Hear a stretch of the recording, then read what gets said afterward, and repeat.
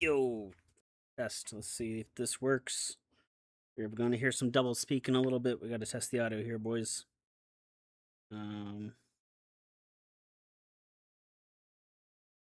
Because I'm a low tech guy. Pull the stream up on my phone. Hey, we are live, aren't we? This works. Yep, there we go. We're going to hear some double speak. A little bit of a delay, but that's okay. What's up, guys? We are here because I was doing some research for some debates I want to do. I want to debate people on Israel Palestine because I feel like it's the only issue that really seems to separate the far left from the far right. And also, I didn't feel like making a different video that I had planned. So we're going to do some streaming just for shits and giggles. I have a new note taking app right here in front of me. It is the. Let me bring the stream up again, just so I can see the far left from the far right, and also mute it. But sorry. Yeah, we're going to figure out some things. Right now, I started reading, before I had this idea to stream it, I started reading this article. It's written by Leora Halperin for the FPRI, which is the Foreign Policy Research Institute, which is a nonpartisan think tank that does research for the Department of Defense and stuff like that. Leora R. Halperin, I went and checked because that is what you should do when you're doing your due diligence. According to Google, she's 44 years old. She's the assistant professor of history and Jewish studies at the University of Colorado and Boulder. At the University of Colorado, Boulder. Yeah. Seems this link says that she is a professor of international history and studies at Washington. I guess she gets around a little. Let's see what her website says she is. The website says she's at the University of Washington. So we're going to go with that. Doesn't really matter, but she seems to be a credible source, especially because she was hired to give a speech and write an article about Zionism for the FPR. Moving on. So we started, let me check my notes. They are on the screen, but they're very small. And I'll be adding to them as the stream goes. But basically, where I started so far is before 70 AD or ACE or CE, whatever it is. I use AD, BC. Doesn't really matter. Before 70 AD, there were a bunch of different expulsions of the Jewish people from Israel. Read about them in the Bible. The Babylonians did it. The Canaanites did it. Probably the Hittites did it, I think. Egyptians did it. Like, everyone displaced these motherfuckers from Israel. So it's not relevant. Super relevant. But there's a theme beginning here. And then in 70 AD, the Romans had their final big destruction of the Temple of Jerusalem. That's when there was the final mass migration of Jews out of Israel, and they turned into three different groups. We have, not in order in the notes, but in order of relevance, the Sephardi Jews who moved to Iberia, which is what we call Spain in geography. I hope I'm getting that right. I'm pretty sure it's the peninsula of Iberia. But the Strait of Gibraltar area, North Africa, Spain, they went there to Spain. They got kicked out of Spain during the Spanish Inquisition. And then they moved to like North Africa areas and also Greece and the Balkans and that area. Okay, also back to the Middle East, some of them. We also have the Mizrahim Jews, which are the second most relevant. They're the Jews that stayed in Egypt, Syria, Iraq, and Iran. They are a close second to the Ashkenazi Jews, who were displaced and they went mainly to Germany and France, which was part of the Roman Empire at the time. As time went on, they moved all over the place in Europe. Some of them went to Russia, where there was the Great Pale of Settlement. And that's kind of where we are right now. And let's see. Catherine the Great declares the Great Pale of Settlement in Western Russia. That area has the highest concentration of Jews at the time. Part of the reason for that, it would seem, according to my notes and the research I was just doing, is that there were a lot of ideas going on in Europe. There was imperialism, there's nationalism starting to form, socialism was starting to form, all these different thought processes about what creates a nation. And they had some questions that she doesn't mention it in her speech, but I kind of thought about this. They had a lot of issues that America didn't have because America is a multi cultural melting pot. It was from the beginning, despite what the far right says. Um, and they didn't really have this issue because they'd already figured out how to incorporate multiple ethnic minorities and groups and religious groups into one single society. In Europe, they didn't have a democracy like we did, so they had a lot of difficulty doing that. They wanted them to just kind of, change yourself and just be like French or German or something like that. And a lot of Jewish people said, "Yeah, we want to do that," and a lot of Jewish people said, "No, we don't want to do that," and it caused a lot of strife. But anyways, in the 1790s, they moved to the Pale Settlement. Largely, not all, but most Jewish people moved to the Pale Settlement. It's one of the. There are still populations in France and Germany, all that. Don't take this as absolute. And so we now uh, have a bunch of Jews in the Pale Settlement, and then the Tsar Alexander, I think the second. I should have that in my notes, but I don't. Bad note taking. Bah. Um. Anyway, Alexander, whoever, the Tsar at the time, he dies. New guy takes over, and he's like, "Yeah, we don't like this whole Pale Settlement thing." He winds back a lot of the freedoms that Catherine the Great and her direct descendant gave. And yeah, there was a lot of violence at that time. This seems like a really big issue, so I'm not doing independent research on the Pale Settlement, but it is like a important factor to note that you have Jews in Western Europe who are trying to assimilate by and large, and you have Jews in Eastern Europe that wanted to maintain like their own unique cultural identity separate from the state. And that was allowed to go on for about 100 years, maybe 80, depending on, or actually like 92 years. That's how long it was allowed to go on. And then they cut it. And the Jews were forced out of the Pale Settlement violently, largely. Uh, Meanwhile, while all that is happening, in Ottoman Palestine, because this is part of the Ottoman Empire, which is more than just Palestine, it's like pretty much the entire Middle East. Um, the Jews in that loosely defined area were at approximately 5% of the total population. And they were growing over time considerably because every time you had a pogrom or some mass expulsion of Jews from one area, guess where they all go? They all go to Israel. So in 70 AD, it was pretty much zero Jews in Israel. And by 1900, there's 5% of the population is Jewish. Not a whole lot, but worth noting. Then we are here by the early 1900s. Jewish people in Europe were split between maintaining their cultural and religious heritages. I kind of mentioned that. And between trying to create their own state, the latter became Zionism. And that's kind of like where I've left off before I started streaming. Zionism seems to be a This is going to be taken wrong by a lot of people, but it's true, so I'm going to say it anyways. Zionism is kind of like an ethno-nationalism. It's descended from people who are asking the same questions that Karl Marx was asking, and the same kind of like societal issues that led to Mussolini and Hitler also led to Zionism. That doesn't necessarily mean Zionism is bad, because that same era spawned America. And we came a little bit after, or we'd already been around for a few decades when all these questions were starting to rise up. But America was also part of this like imperialist culture, and it led to some issues that we deal with. I like to think America dealt with this question a lot better than the rest of the world.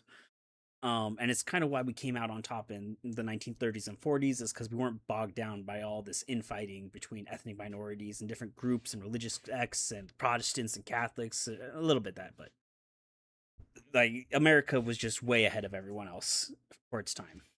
For its time. I'm not saying it was perfect, okay? Far left crazy people. But it was alright. Let's see. Okay, that's where we left off. We got Zionism starting to form. I read the blah blah blah blah blah. We read this. Okay, to understand the emergence of Zionism, we need to look at key trends taking place in Europe. Enlightenment and emancipation in Western and Central Europe, and state centralization and enlightened absolutism in Eastern Europe. Both of these would lead some Jews towards Zionism, though not always for the same reasons. In Eastern Europe, the debate was not about citizenship, but rather about state centralization and integration of Jews and other minorities into state languages and state educational institutions. But unlike in the West, where collective identities were dissolved in favor of individual rights, the Russian Empire in particular was full of ethnic groups understanding themselves as distinct entities, which I think we still have today. I think every subgroup within Russia, like the Chechens most famously, are like their own cultural group. Um, though I think the Soviets and modern Russia, they don't like that. It's been an issue for them for the past 200 years. But it seems to have started out before 1880. There was a lot more acceptance of these various groups. And now you're seeing the opposite of that, which is kind of a fun thing about history. Um, do, do, do.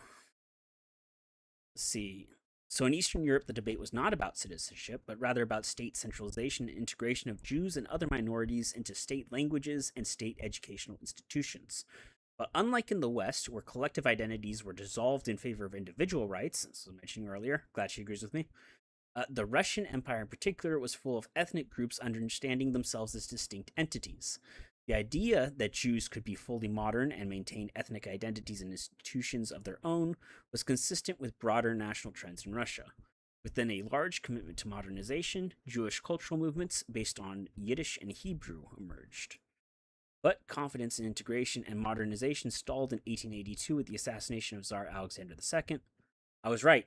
I remembered it quickly. Okay, I've read all this before, but I'll keep reading. But I've read all this. Okay. Uh, with the assassination of Tsar Alexander II, the rollback of his more inclusive laws, and the outbreak of pogroms. A pogrom is uh, like a mini Holocaust. That's where all the groups, like Kristallnacht in 1930s in Nazi Germany, that first big, we're going out in the streets, breaking all the windows and stuff of Jewish buildings and killing Jewish people in the streets and all that. That's basically a pogrom. It wasn't the whole Holocaust, but it was an incident within the Holocaust, and that particular incident had happened before many, many times in all of Europe. In fact, I think every crusade except one was started with all the Christians going on the crusade doing a pogrom and killing all the local Jews. And there was one of the later crusades. I heard this story. I don't know if it's true. The German king, I think it was at the time, was like, "Nah, you guys aren't killing the Jews. Like anyone who kills a Jew on our way down to Israel, they're gonna get hanged." And no one, or well, some people try to kill Jews, I think, but largely there was no pogrom for that one. Which, that kind of shows the strength of a leader saying, "Hey, don't do this." It might seem small. It's not foolproof. It's not 100%, but it does really change the game. Which is why I wish Trump would do that. But oh well. So, anyways, the 1880s then saw the emergence of a slew of Jewish political alternatives to liberalism, from socialism to nationally organized forms of socialism. Zionism emerged in this mix as a particular form of nationalism, the idea that Jews could be fully realized culturally and politically only in a homeland of their own. This thinking took shape particularly in the work of Leon Pinsker in his 1882 text Auto-Emancipation. In Western and Central Europe, our story begins earlier than the Eastern European story, though Zionism emerged there slightly later. The Enlightenment had introduced a belief in citizenship and individual rights. Jews were an important test case. If such a unique and traditionally insular group could be integrated, the very principle of Enlightenment would be supported. Many, however, were unsure whether Jews could or should be integrated. I'm gonna highlight this so I know where I left off. But I remember thinking when I read this, this seems kind of similar to what we have today. There's people who are like, "Oh, should we have minorities integrate, or should we send them back to where they come from?" Very clear distinction between liberals, which I am one of, and MAGA and alt right. Um, as it is wild that you can see what happens when you get mad and start doing fucked up shit to try to force people to go away. You see how there's really intense like reverberations throughout history. And it causes a lot of issues. Like the small things build up to bigger things and bigger things and bigger things, and that's why it's kind of important for our leaders to be thoughtful and considerate of people. And even if what you're doing is messed up, you still need to have a certain tone about you so you don't send the wrong message to people, because shit gets fucked up over time. It's my summary. Shit gets fucked up. Don't worry about it. Anyways, but rising ethnic nationalism and growing economic pressures compromised this trend. Debates raged through the late 1700s and 1800s about whether Jews could be fully integrated. This came to be called the Jewish question, and indeed, the more Jews were integrated, the more grew the perception that they were a potential fifth column, that they would weaken the state. Most Jews in Central and Western Europe continued at that time to believe that integration was possible and the best solution to rising anti Semitism. But some secular Jews, meaning non religious, I think. Hold on, let me go over that. We're learning today, people. What does secular mean? Not connected to religion. You know where I learned that? Is in Warhammer 40k. I'm glad they were right. I knew it, but I didn't trust them to know it. So, but some secular Jews initially committed to the principles of liberalism and integration, and initially committed to the principles of liberalism and integrated, came to feel that Jews could not be accepted as members of a host nation, but instead should cultivate their own identity as a nation of their own. Theodor Herzl, a Viennese Jewish journalist from Budapest, who, watching rising anti-Semitism, culminating in 1890 with the accusation of Alfred Dreyfus in France of treason, concluded that anti-Semitism would not end and that the solution was Jewish statehood. This is the political mix that spawned Zionism, disenchantment with liberalism in Western Europe, combined with political upheaval and violence in Eastern Europe, a setting more generally conducive to thinking about identity in ethno-nationalist terms. Oh, that's interesting. The thing is, it seems like Theodor Herzl was right. Let's put him in the notes. Theodor Herzl, journalist.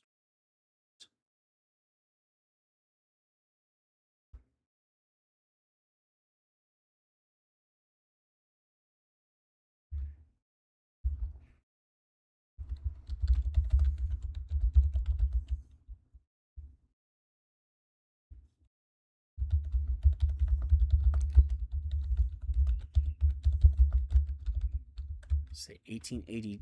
No, he did that in 1890. So Theodor Herzl, a Vietnamese Jewish journalist from Budapest, wrote about the need for a Jewish state in 1890.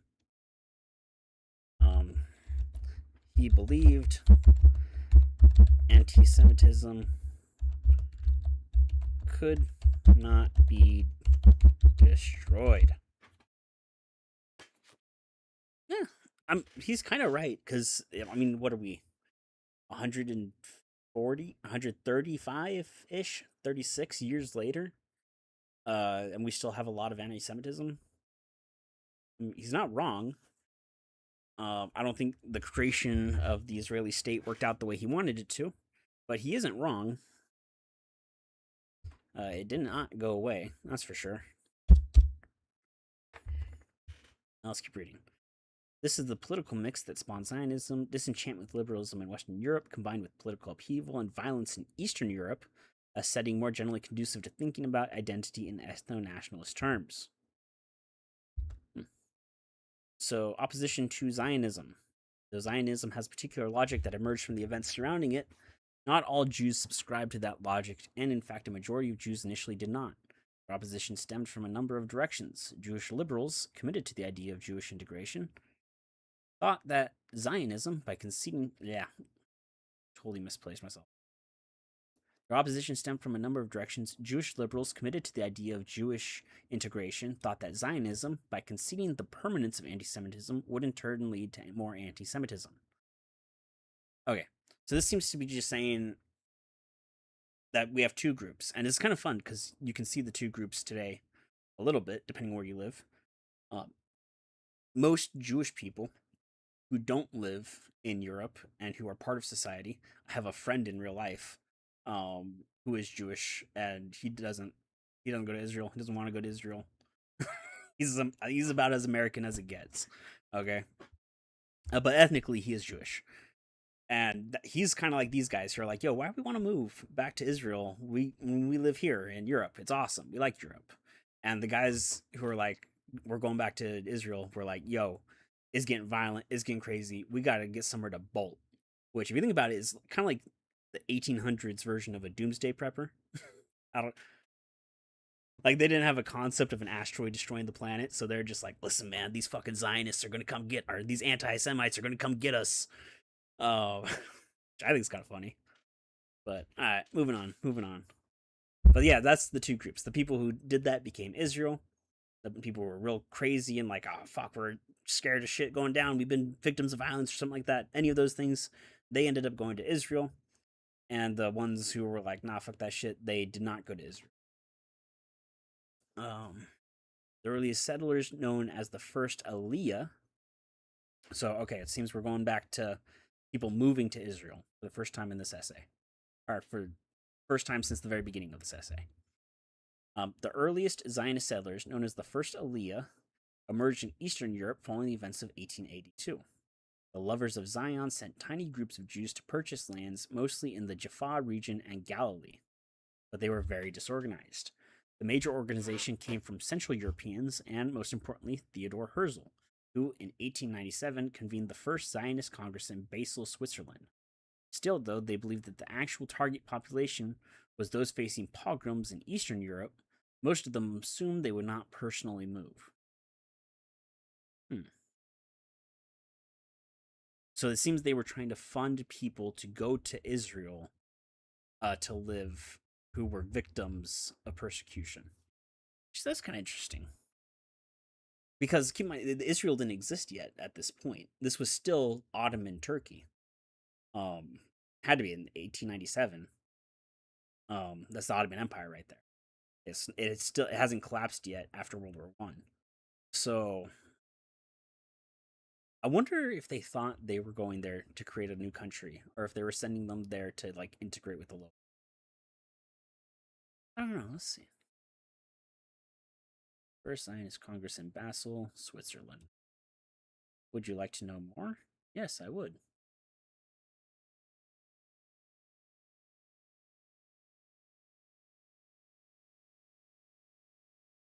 So the first Zionist Congress, according to Google, was an international assembly convened by Theodor Herzl in Basel, Switzerland on August 29th to 31st, 1897, established the World Zionist Organization and adopted the Basel program. Yeah. Defining the movement's goal of securing a legally recognized homeland for the Jewish people in Palestine. I wonder if legally recognized means what we think it means as like a legal country, or if it meant like a legal state within a state, the way they were in Russia. Which that kind of sounds to me like that. Because, yeah, I don't know. Because that was their goal in Russia, according to this article before, was Russia had a lot of different ethnic minority groups, and they're like, this is all this empty land in Western Russia, whoever wants it, take it. And the Jews went in there and they took it, and then 100 years later, they're like, fuck you Jews, get out of here. So I wonder if they wanted something like that first 90 years of peace that they had in the Pale Settlement, just in Ottoman, the Ottoman Empire, which would make sense because I think the Ottomans were relatively religiously open. Let's see. The first Zionist Congress was called by Theodor Herzl as a symbolic parliament for those in sympathy with the implementation of Zionist goals. I'm gonna have a cigarette, by the way. Sorry, YouTube, if you get mad. Yeah, I need to smoke.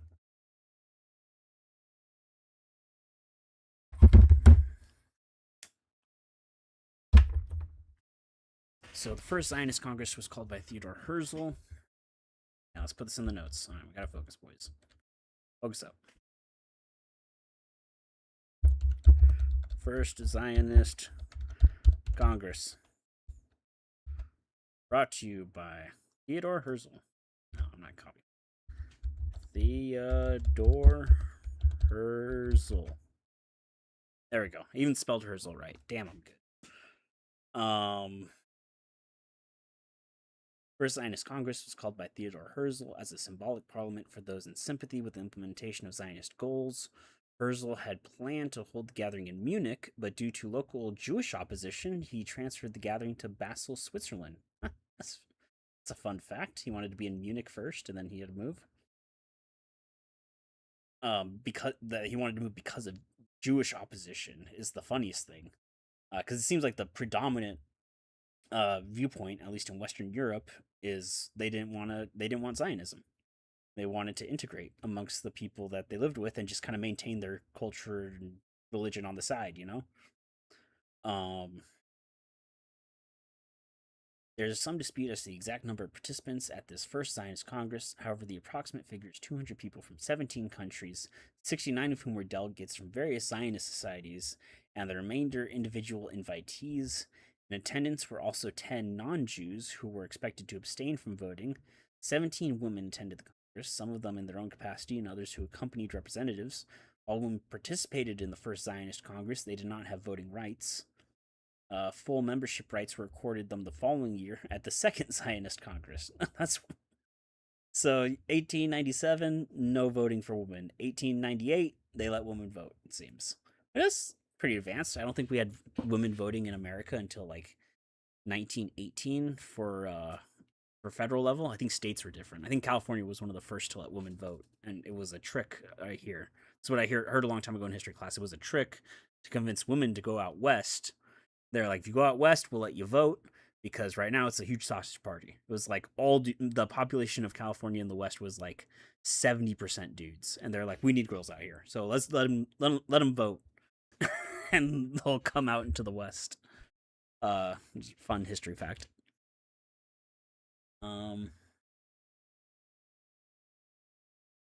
Let's see. The version submitted to the Congress on the second day of its deliberations by committee under the chairman of Max Nerd. Okay, this is what they submitted. Finally, this is the bit that's important.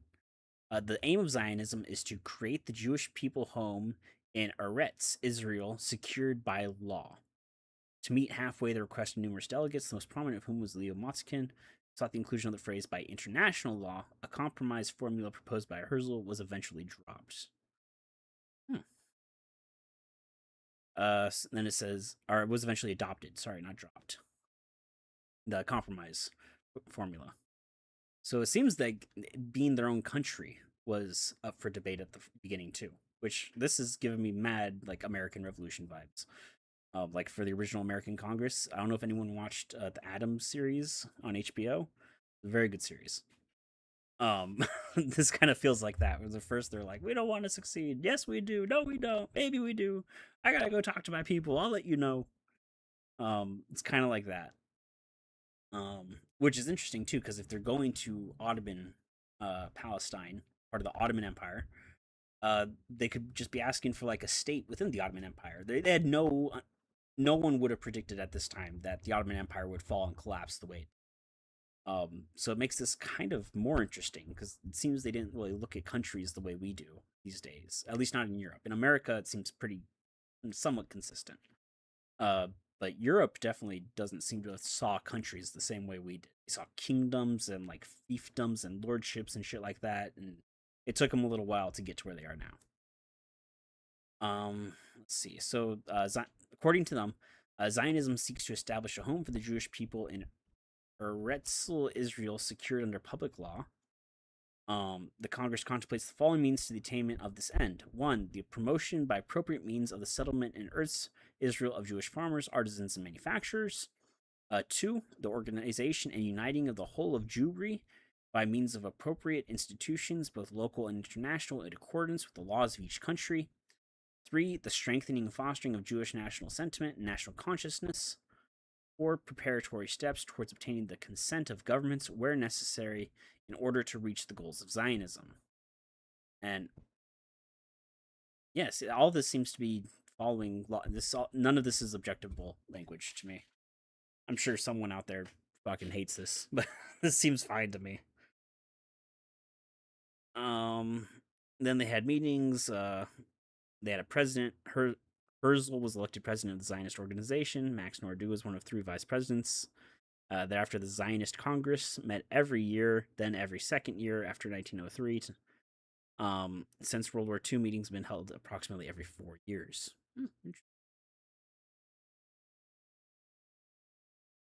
Alrighty.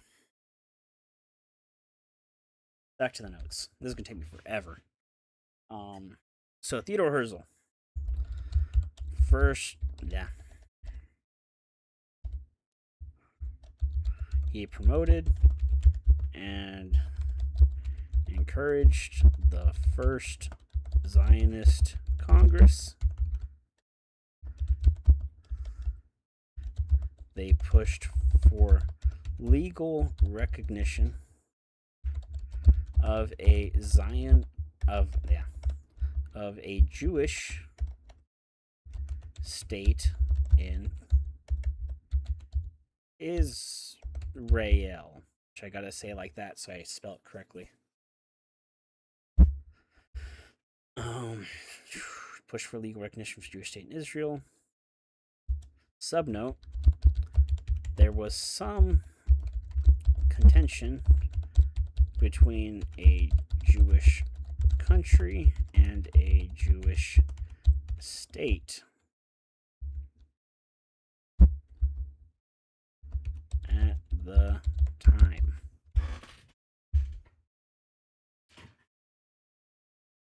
Alrighty. So, the early Zionist settlers, known as the First Aliyah, emerged in Eastern Europe following the events of 1882. Yeah, that's got to go in the notes too. Shit. First Aliyah. I spelled that right. First wave of Jewish migrants to Israel in 1882 were from Eastern Europe, which had just seen the collapse of the Jewish population in the Pale of Settlement due to pogroms, which are bad. Pogroms are bad. I believe I have to say that. Pogrom, not good thing. Not like pilgrim. Pogrom. Very different. Alrighty. So, yeah, they wanted the first groups, they wanted the people who moved to be victims of pogroms and stuff like that. Moving on, if Central European Jews had provided the organizational impetus and Eastern European Jews had provided the willing immigrants, the early Zionist settlements, places like Rehovot, Rishon LeZion, I'm mispronouncing the shit out of these, sorry guys, Zikron Yaakov, succeeded, after initial failures, only because of the investment of wealthy Western European Jews, most famously Baron Edmond de Rothschild of the noted banking family, the Rothschilds, who pumped capital into struggling wheat and grape plantations, which employed mainly native Arab labor.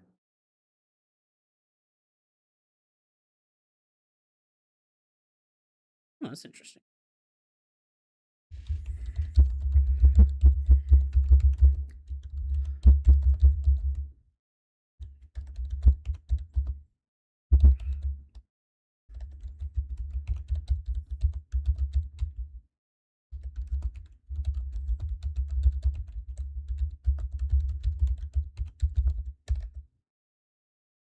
I don't know. I'm getting the vibe that Israel in the early stages was like a hippie commune for survivors of like horrific international events against Jewish people, like displaced Jewish people. And that was a really common thing back then, was to have displaced Jewish people. Like every 80 years or so, it seems people were getting killed for being Jewish.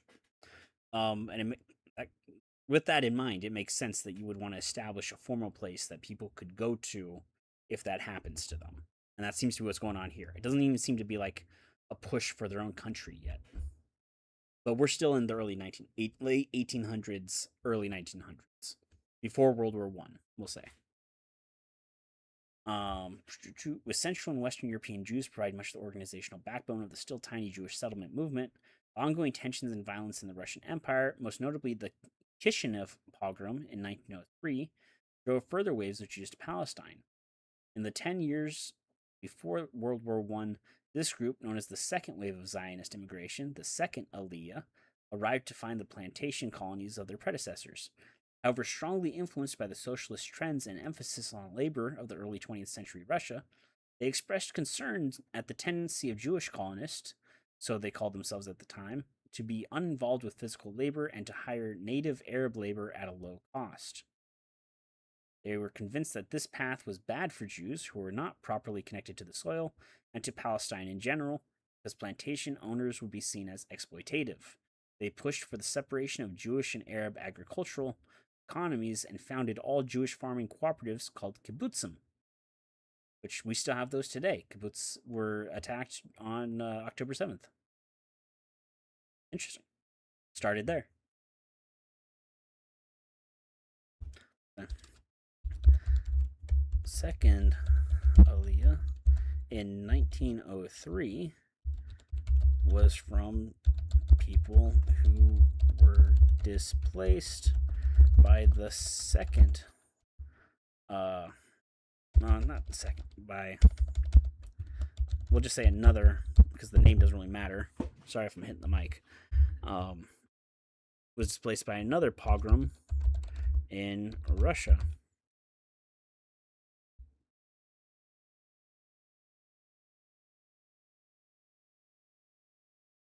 They brought socialism with them and were unhappy about the Jewish landowners using Arab laborers. Misspelled laborers, oh well. They started kibbutzim, which I misspelled as well.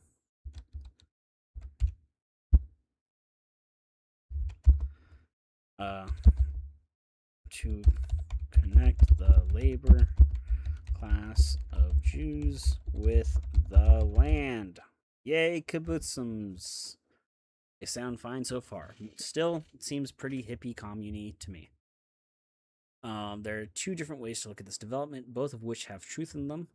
On the one hand, the members of the second Aliyah, who, because of their socialist focus, would be called labor Zionists, were convinced that their path was enlightened, non-exploitative, and sensitive to the needs of local Palestinian Arab peasants, who they assumed were at a lower stage of development. That's an interesting statement. Like, yeah. Nah, I won't make that joke. Fuck it, I'll make the joke. They're looking at them, they're like, yeah, you remember those black guys who just got freed in America? Yeah, you guys are basically them before they got freed. Get fucked. But Russia at the time was a pretty fucked up place. It makes sense the people coming from it are fucked in the head. You know, ideas tend to stick with people, good ones, bad ones.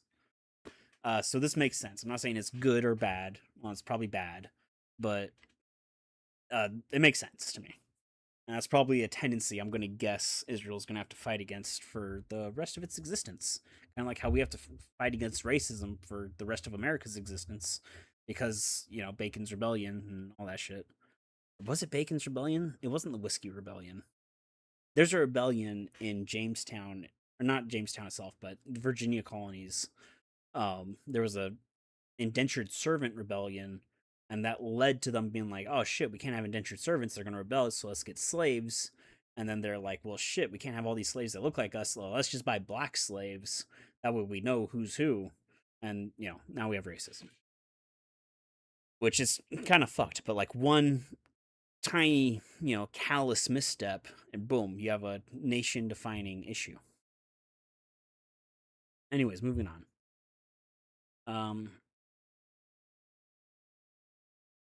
You read that on.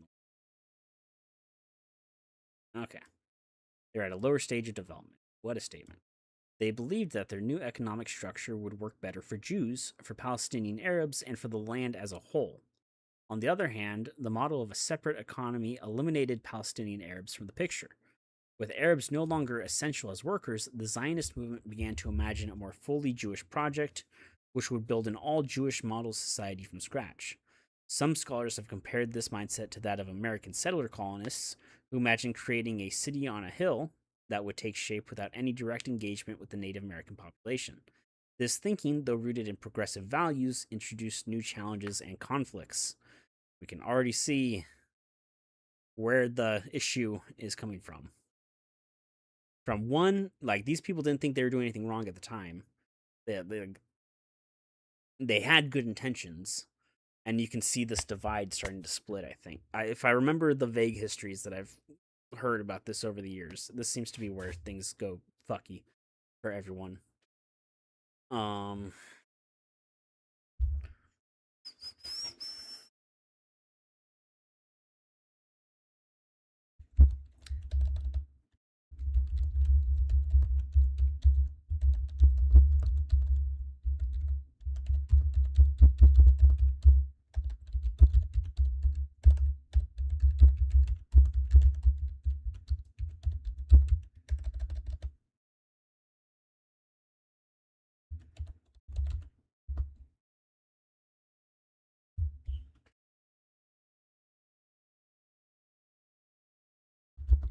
this is the start of the divide between Palestinians and Israelis, with the uh,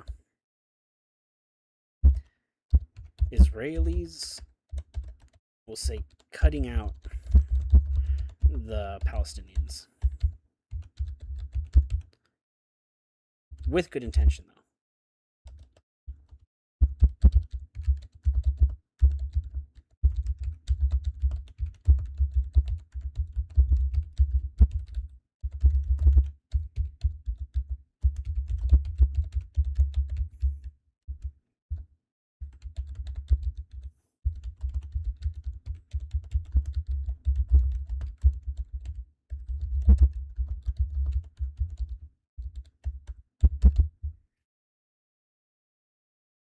Which this is funny too. Actually, now I think, fuck it, I'm thinking these things, even though you guys aren't gonna like it if you're pro-Palestinian.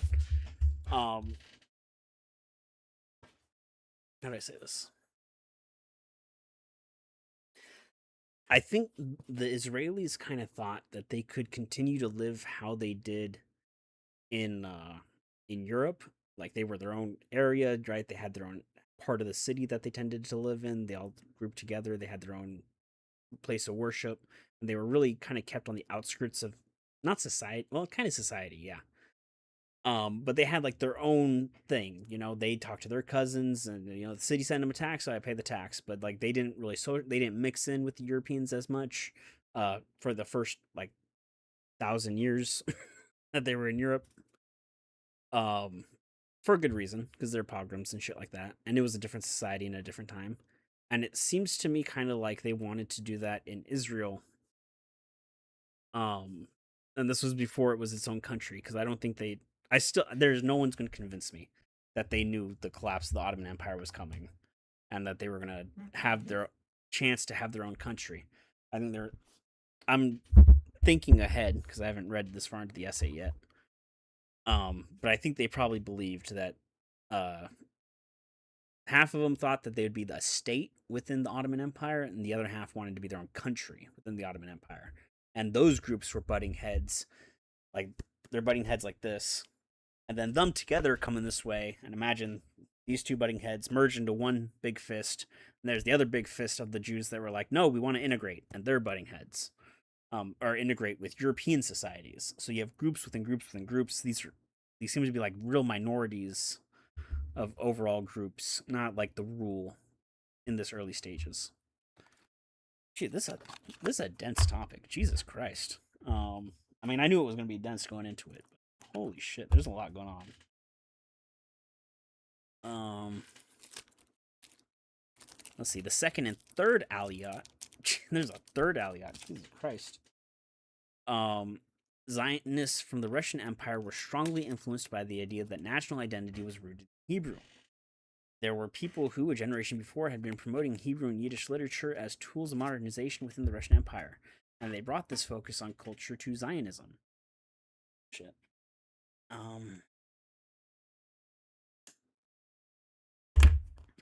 I gotta have this so I can see if anyone chats.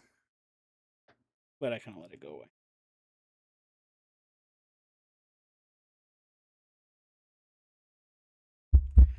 Alrighty.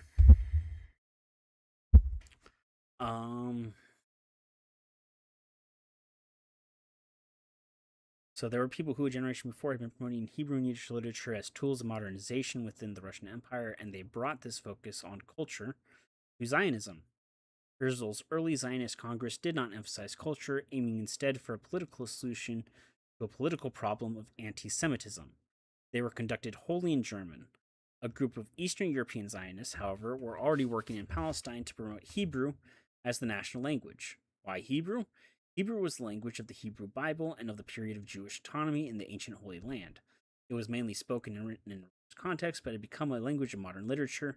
These Zionists saw it as the link tying Jews back to their essential and robust national existence. Many of them rejected Yiddish, the Germanic but Hebrew influenced language of most Eastern European Jews, as backwards. So you have more subgroups in here, which is always fun. I was gonna say something sarcastic. This is sarcasm for those youngsters out there. Yeah, there's groups within groups within groups, and everyone knows big group. a lot of little groups fighting each other can only be good. Which that's the sarcasm bit. I don't know. I ruined it. Don't worry. I ruined the joke. My bad. Let's see. In the early decades of the 20th century, advocates of Hebrew set up institutions to coin new words, built a complete Hebrew language school system, convened Jewish cultural performances, translated classic works of European literature into Hebrew, and increasingly put social pressure on new immigrants to leave their mother tongues and adopt Hebrew.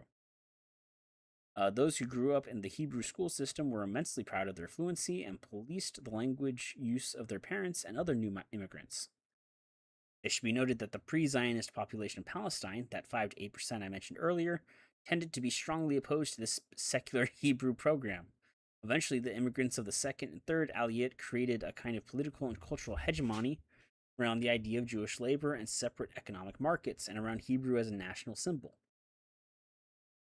You may have noticed that it is possible to talk about early Zionism as a process of ideological and cultural development among European Jews in Europe and Palestine without mentioning native Palestinians even once. This was largely the mindset of most early Zionists, who were far more concerned about real challenges and threats in Europe and about Jews' internal cultural development than about any potential for conflict in Palestine. Yeah, it seems like the Palestinians were largely cool with them. Like, if they weren't even worried about conflict in Palestine, then it seems like the vibe was that the Palestinians didn't really dislike the Israelis at the beginning. They didn't seem to hate each other. At worst, the second Anatoli, I'm gonna fucking forget that word. The second mass migration into Israel, we'll call it that. Um, Seems those guys were the worst, and they were just like, yeah, we should all ignore each other, which isn't really that bad. So, moving on to, let's see, that should go in.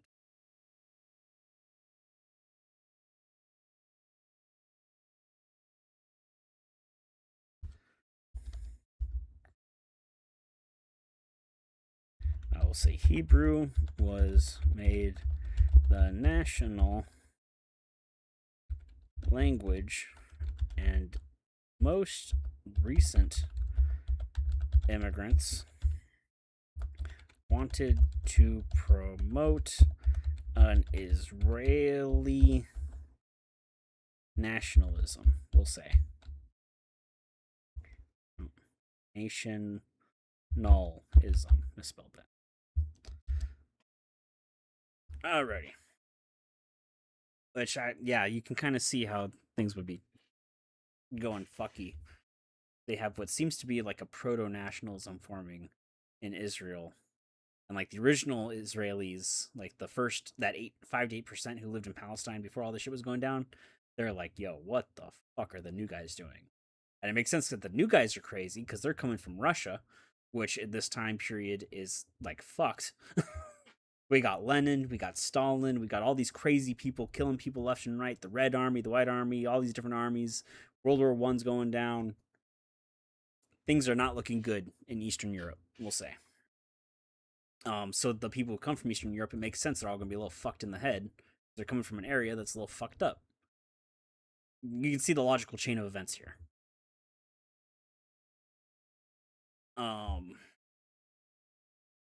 Let's see. You may have noticed that it's possible to talk about early Zionism. Yeah. Anyways, so they didn't want Palestinians. Imperial influence. This seems to be where this, if all of my history knowledge is correct, is where things got bad. If they're talking about World War. Let's see. But Zionism was not just about Jewish initiative. A set of local and regional circumstances were arraying themselves in Palestine that would both enable the continuation and growth of Zionist immigration and land purchasing efforts, and lead locals to be highly resistant to and suspicious of these very efforts. The period between the late 19th and early 20th centuries was a period of imperial contests that would lead ultimately to the First World War. As empires tried to strengthen themselves, they took actions that would be fateful for Palestine. There's a citation. That's it. Oh, I can't click it. I can't click your citation. And so we're going to just trust you on that one. Because I am aware of World War One. So I believe that's probably what you're referencing. Fuck, it is hot in here, guys. It is hotter than fucking balls. This is ridiculous. But I don't want to open the garage door because It's loud outside. Got water and a soda, but important to hydrate.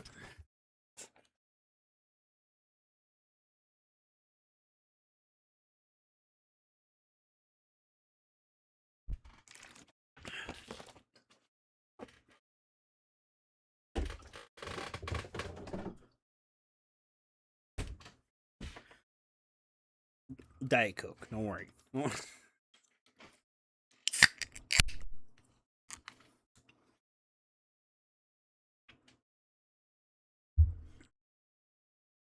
Alright. So the period between the late 19th and early 20th centuries was a period of imperial contests that would lead ultimately to the First World War. As empires tried to strengthen themselves, they took actions that would be fateful for Palestine. The Ottoman Empire, seeing itself growing economically weaker, passed a series of reforms in the mid 19th century. Some of these gave rights to Europeans to migrate to and set up economic, and in some cases, religious institutions in Palestine, with the hope of spurring investment. This move was initially influential more for European Christians, but allowed European Jews to immigrate as citizens or subjects of their European countries.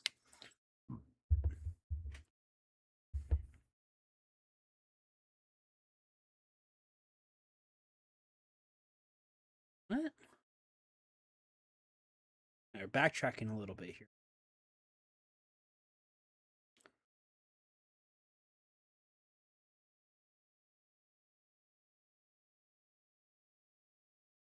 Actually, you know, it's 8:30, and I still have to fucking hit the gym. And I gotta go on my walk. And I gotta cook dinner. And I gotta be at work at 7 a.m. tomorrow. Which, my boss, if you're watching, be there on time. I will be there on time this time. I always get in trouble because I'm always like 10 minutes late, but like, it's okay, basically. She'll be there around 7, and my official start time is 8:30. But she asked me to show up early so that I could do certain local routes. I do every time to the best of my ability. Every time I'm like, I'll try to be there at 7, and then I'm like, fuck. Barely getting out of the house, rushing around, all the people in the house doing things. I'm like, fuck, I get there at like 7:05, 7:10 sometimes, which is way better. Some people that work there, like an hour better than some people who work with me. But yeah, so I gotta go, guys. I don't know. I don't know if I like doing research on stream, but I feel like we should be doing research in general. This is an example. You guys might have noticed at the beginning of the stream, I verified who was talking, who they were talking to, and what the credentials for both were. The person in this is she's the professor, a professor of Jewish studies at Washington, and it seems she'd been at another college as well before that, and she's well liked enough that that a think tank in Washington that handles military situations hired her to write this paper. And this seems to line up with a lot of the other things I've heard about Israel Palestine so far. So I think this is a trustworthy source. I don't think this is going to be my only source because I'm going to do more streams, I think, on this subject if I like how this does or if I like the quality of this content. I'm not sure yet. I will do more research. This won't be my only source, and I don't know if I'm going to stream it for you guys. That's the TLDR. Y'all have a good night. Try to do something good for the world, I guess. I don't know. Positive message, insert here. I'm out of positivity for the night. Later, y'all.